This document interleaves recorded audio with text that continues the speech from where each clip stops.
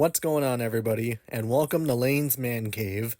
In today's video, I'm going to be giving out my 2025 NFL playoff predictions. Let's go. Starting off with the Bills and the Broncos. The Broncos are ahead of schedule in their rebuild, with Bo Nix playing above expectations and the defense turning a complete 180 after allowing 70 points against the Dolphins, and Patrick Surtain will very likely be this year's Defensive Player of the Year. But the Bills are a different monster. Josh Allen is playing better than he ever has, and their defense has been sneaky good, with Greg Rousseau and Christian Benford having great years. I think the lights will be too bright for the Broncos in this game, and expect the Bills to win 30-10. Moving on, we got the Ravens and the Steelers. I just talked about Josh Allen having the best season of his career, but so is Lamar Jackson. Lamar is the only player to throw for 4,000 yards and rush for 900 in the same season.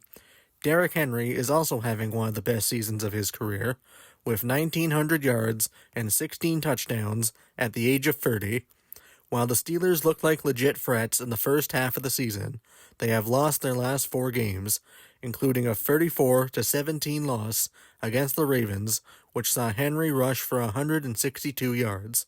I will be taking the Ravens to win 27-14, as the Steelers are in no position to stop the Ravens' high-powered offense.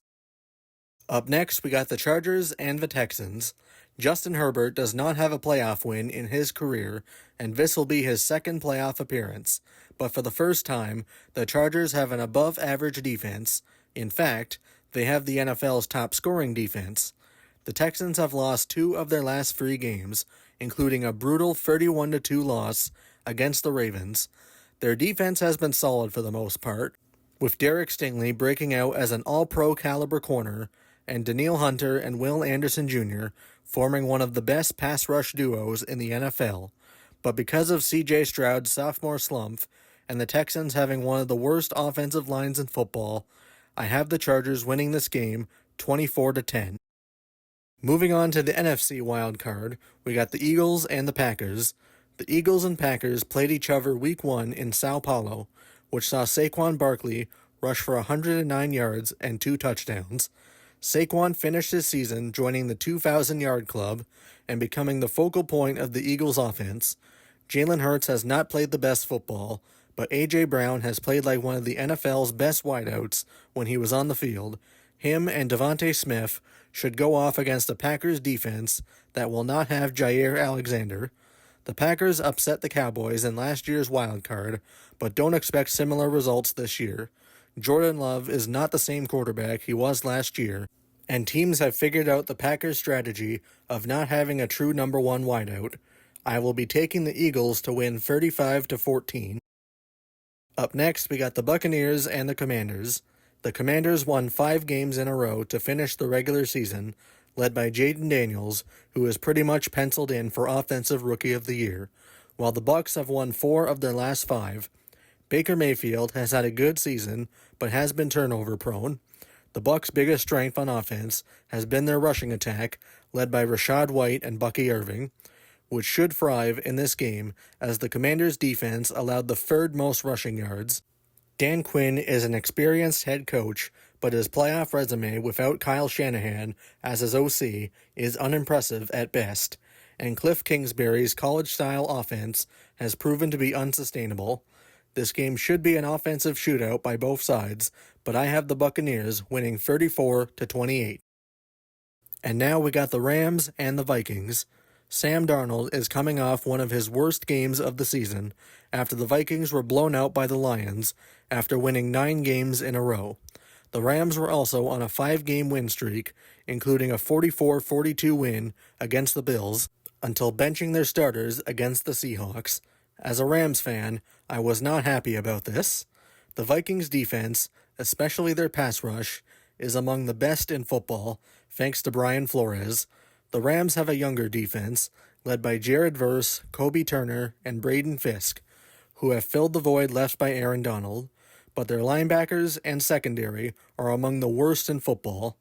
The Rams' offense has been great since Puka and Kupp came back, but Matthew Stafford has started to show his age in the past few weeks. I know the Rams beat the Vikings a while back, but I don't expect similar results this time around. I'm taking the Vikings to win 24-14. Moving on to the divisional round, we got the Chiefs and the Chargers.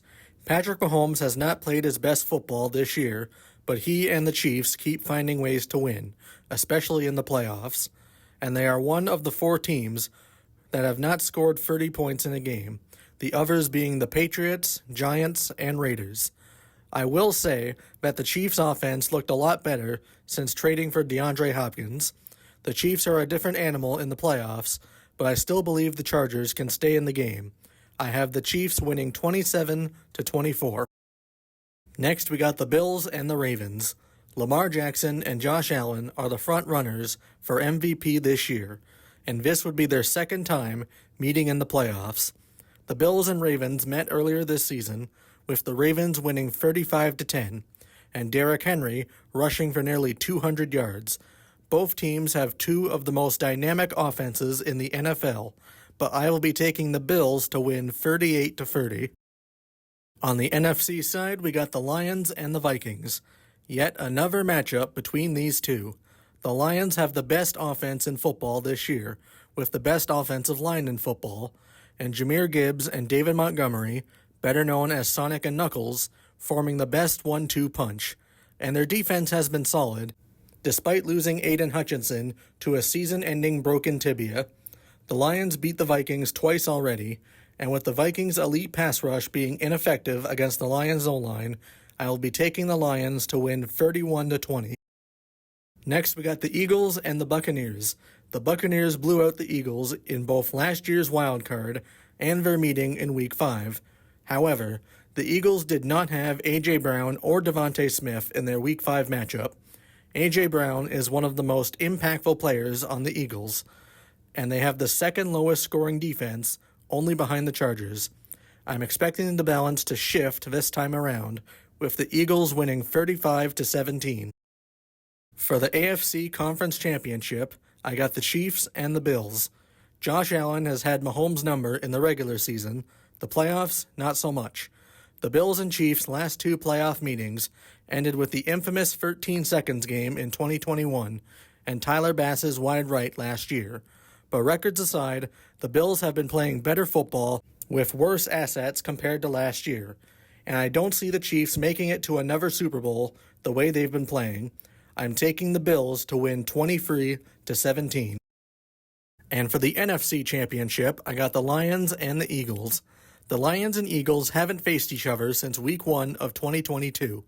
Obviously, both teams are looking a lot different now. Both teams have high-powered offenses with good quarterbacks and great offensive playmakers. While the Eagles are the better defensive team, the Lions' offense is just way too good, and they are the better coached team overall. I have the Lions winning 30-24. And finally, for Super Bowl 59, I got the Lions and the Bills. That's right. If this prediction is correct, there will be a guaranteed first-time Super Bowl winner this year. The Bills and Lions were the 2 highest-scoring teams this year, and when these teams met last month, it was an offensive shootout. I am expecting similar results this year, and with that, I will be taking the Bills to win the Super Bowl 34-28, with Josh Allen as Super Bowl MVP. That's all for today. Be sure to like, subscribe, and hit the bell for notifications.